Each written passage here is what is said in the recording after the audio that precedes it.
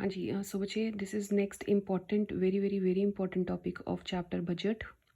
ध्यान रखना, chapter is budget. Okay, so chapter budget का हमने last topic is there where we have done is deficit, revenue deficit, fiscal deficit and primary deficit. ठीक है, अब थोड़ा सा एक ओवरव्यू दे रही हूँ हम इन टॉपिक्स पे आने से पहले। गवर्नमेंट डेफिसिट हमने किया, इसके अंदर हम क्या कहते हैं, गवर्नमेंट डेफिसिट मीन्स बजट का डेफिसिट। ठीक है, this is on page number 304 of T R Jain book.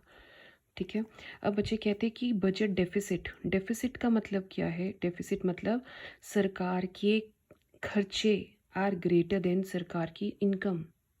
मतलब बजट एक्सपेंडिचर हमारा क्या है? ग्रेटर है, मुकुला है इस तरफ, is greater than budget receipts, budget receipts कम है। सो हम इसकी डेफिनेशन सिंपल एक और बोले तो क्या बोल सकते हैं? Excess of budget expenditure B E over B R, है ना, ये क्या है? एक्सेस है budget expenditure over B R. अब बच्चे बजट डेफिसिट क्या है? हमने एक और फॉर्मूले के साथ कर लिया, that is budget expenditure minus budget receipt. इसी को हमने कर दिया, फॉर्मूले में ले आए, ड्राफ्ट कर दिया कि बीई माइनस बी आर। अब कहते हैं बजट जब डेफिसिट में आ जाता है उसके आगे टाइप्स क्या है? This is very very very important question बच्चे। अब कहते हैं जब बजट डेफिसिट आता है तो इसकी types are, first is revenue deficit, second is fiscal deficit and third is primary deficit. ठीक है, अब रेवेन्यू डेफिसिट क्या है? रेवेन्यू डेफिसिट का मतलब, अब देखो यहाँ से वर्ड रेवेन्यू आया ना, ठीक है, मतलब डे टू डे का जो सरकार की कमाई है वहाँ से डेफिसिट हो रहा है। मतलब क्या है? सरकार के डे टू डे के या रेवेन्यू डेफिसिट क्या, एक्सपेंडिचर क्या है? देखो बजट एक्सपेंडिचर था ना, अब रेवेन्यू के अंदर रेवेन्यू खाली रख रहे हैं कि डे टू डे के revenue expenditure are greater than the revenue receipts. ठीक है, सो आर ई यहाँ पे क्या हो गया हमारे पास? रेवेन्यू एक्सपेंडिचर हो गया हमारे पास, and R R S revenue receipts हो गया हमारे पास। क्लियर हो गया? सो मतलब हमने यहाँ पे क्या कहा? Revenue expenditure minus revenue receipt क्या हो गया हमारे पास? That is called revenue deficit.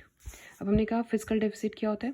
कहते हैं फिजिकल डेफिसिट की यही सेम डेफिनेशन है, budget expenditure minus budget receipt, यही वाला budget expenditure minus budget receipt.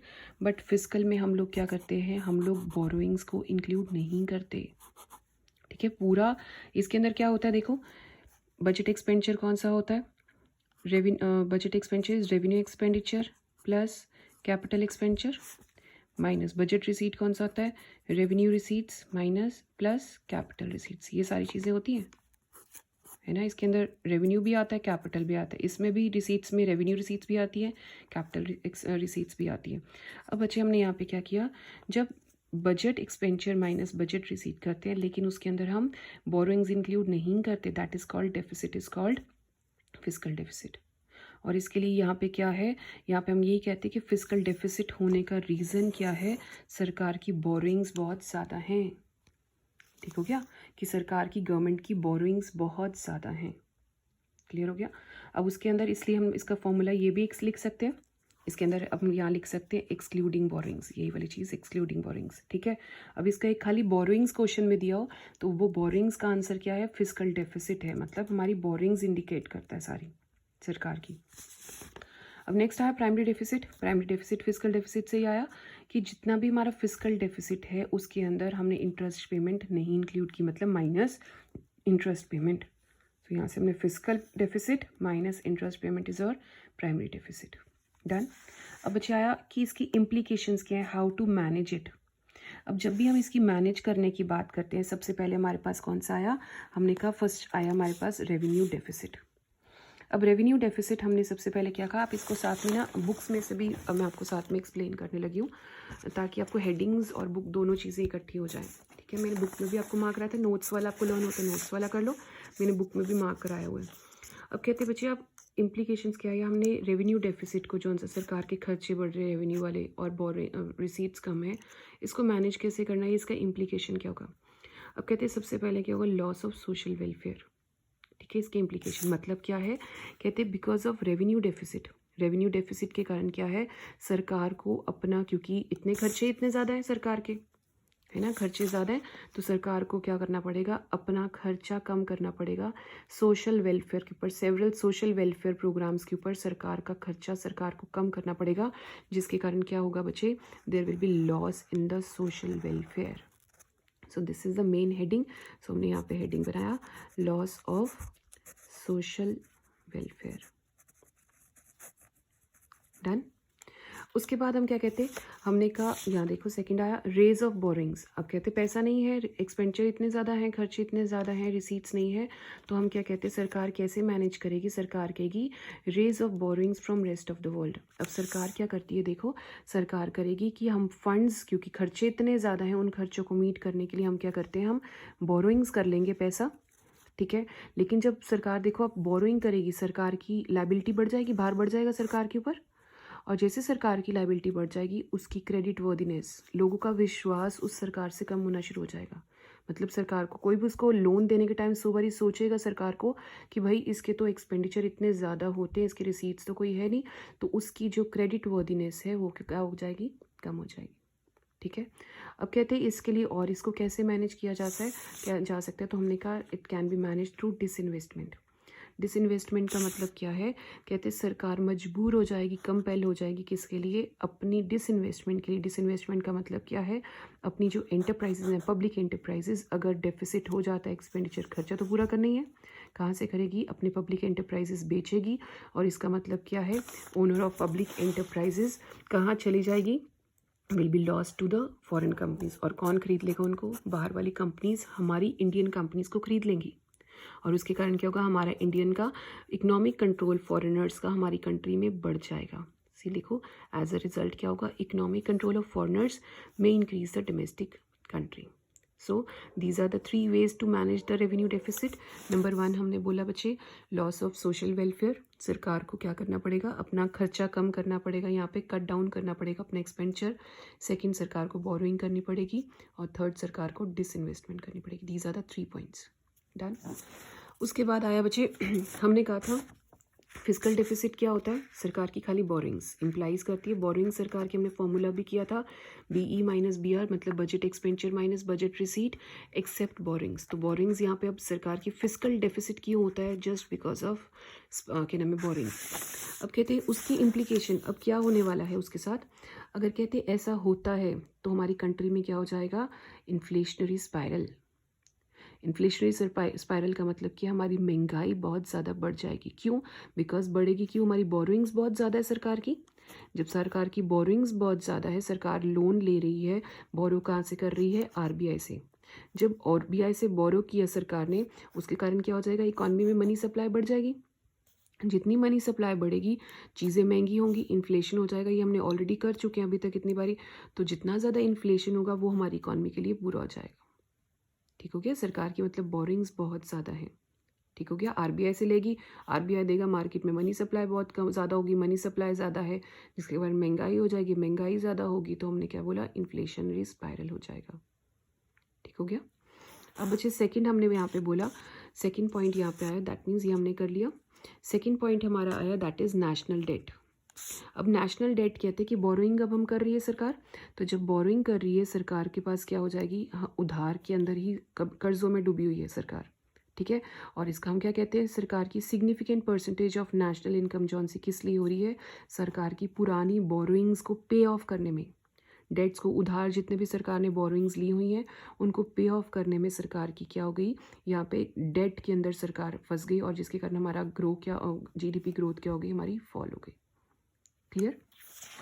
अब नाउ थर्ड पॉइंट हमने कहा, लो GDP growth and vicious circle of high fiscal deficit. Vicious क्या होता है, विच मूव्स ऑन राउंड चली जा रहा है, तो यही पड़ा vicious circle of high fiscal deficit and low GDP।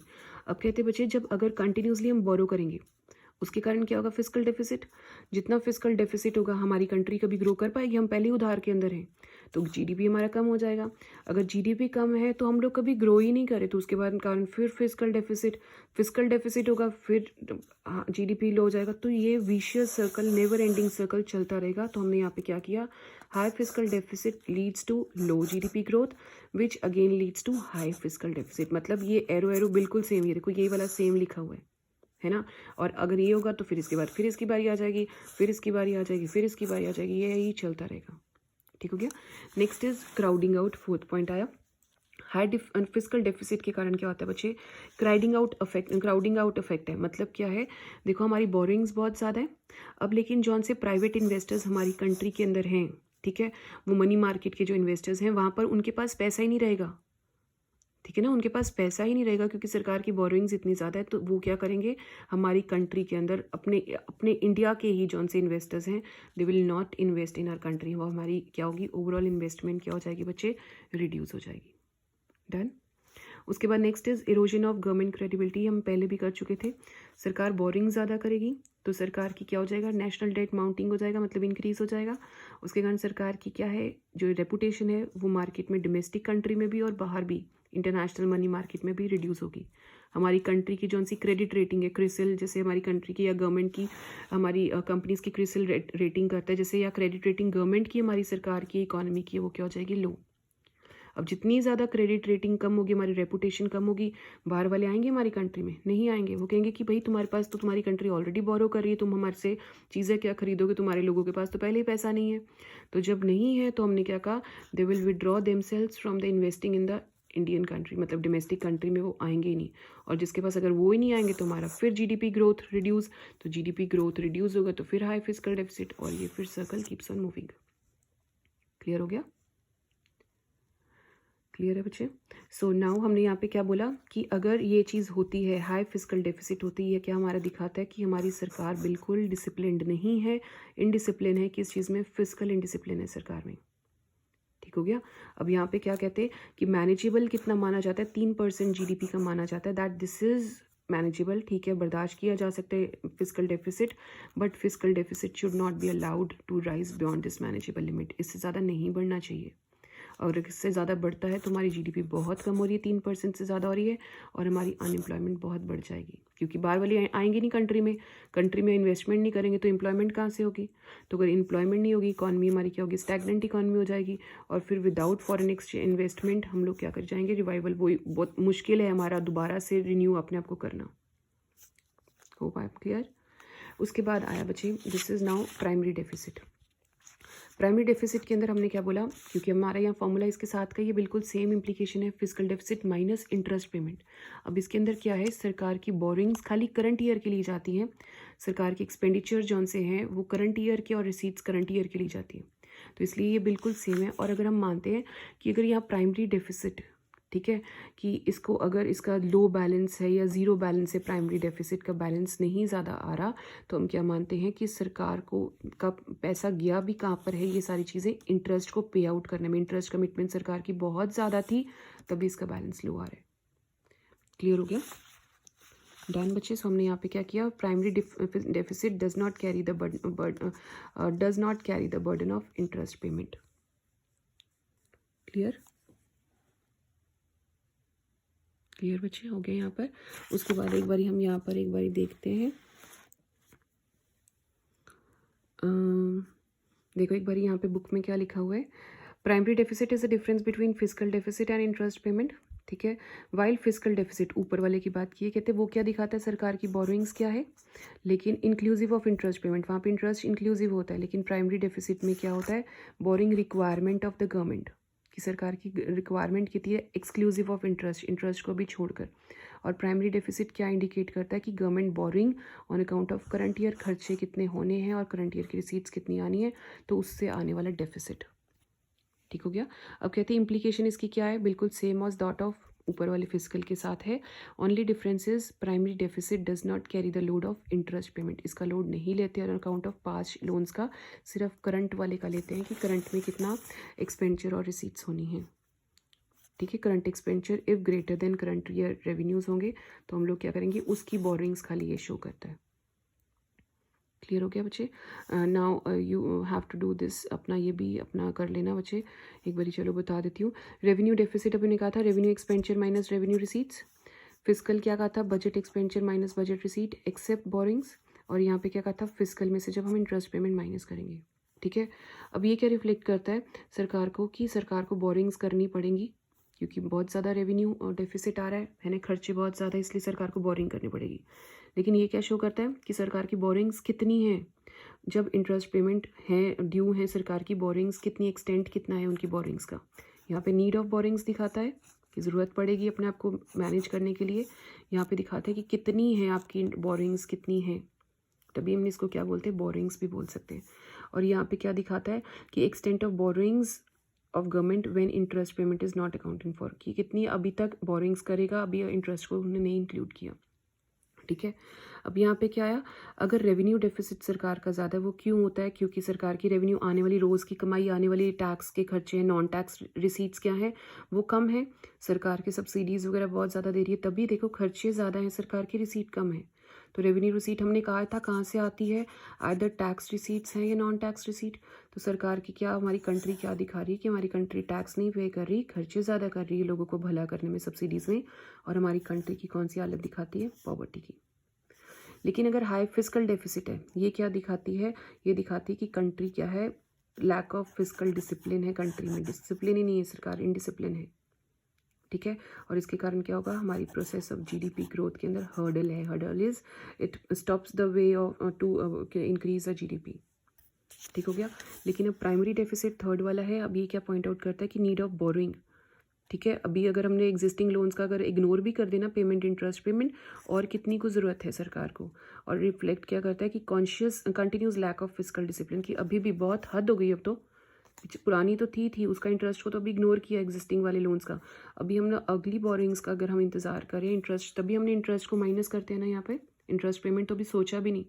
ठीक है, बाकी अभी जो सरकार के खर्चे हैं, देखो हमने यही कहा था ना, इन दोनों को, पुराने वाले को हम यहाँ पे देखो एक बारी, इन दोनों को हम लोग यही वाला लेते हैं, माइनस कौन सा करते हैं, इंटरेस्ट पेमेंट। तो इंटरेस्ट पेमेंट को तो अभी देखा ही नहीं है सर, हम कहते हैं कि इंटरेस्ट पेमेंट को भी इग्नोर भी कर दे एग्जिस्टिंग लोन के ऊपर, हम लोग देखते हैं और कितनी लोन है ज़रूरत है बोरोइंग्स की। तो ये क्या दिखाता है कि अभी यहाँ पे तो फिस्कल डिसिप्लिन था ही, अब ये तो तुमने हद ही कर दी फिस्कल डिसिप्लिन की, तो मतलब इनडिसिप्लिन है इकोनॉमी, गवर्नमेंट। क्लियर हो गया, डन। अब now you have to do numericals of this chapter, go through the formulas, जितने भी इस चैप्टर के फॉर्मूलाज हैं, तीनों के फॉर्मूलाज हैं। ठीक है, एंड उसके accordingly solve the numericals. Done, okay बच्चे, थैंक यू।